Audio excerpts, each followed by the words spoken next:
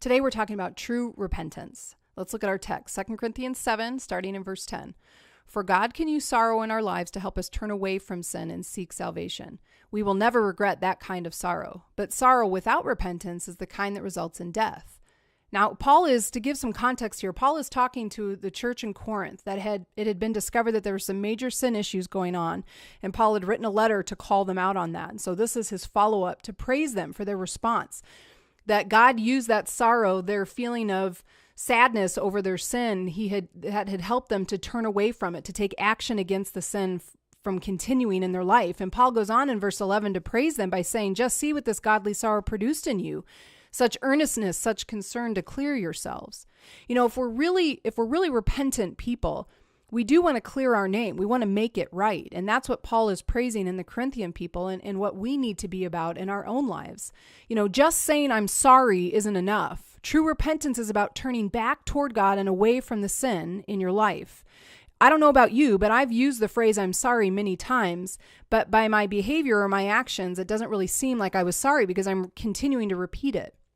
And I think it's important for us to recognize there's a large distinction between just saying I'm sorry, which can potentially be more of an oops, I got caught, than really having true repentance, which is about an action of turning away from that sin, of removing it from your life and heading back in the direction of wanting to honor God. So here's the deal. Words are cheap. Take action. So if you really want to show true repentance in your life, then be willing to put behaviors behind the words and show your repentance by what you're willing to do. So here's some practical examples. Find out what pleases God and do it.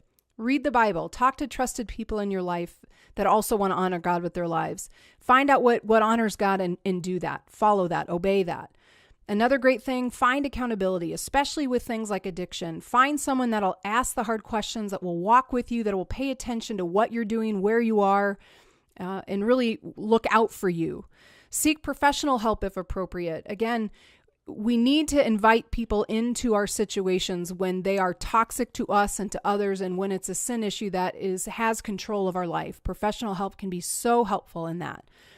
Also, remove all stumbling blocks. You know, if it's a pornography addiction, take computers, take gaming devices, take smartphones out of your hands. Just don't even put yourself in the position to be tempted by such things.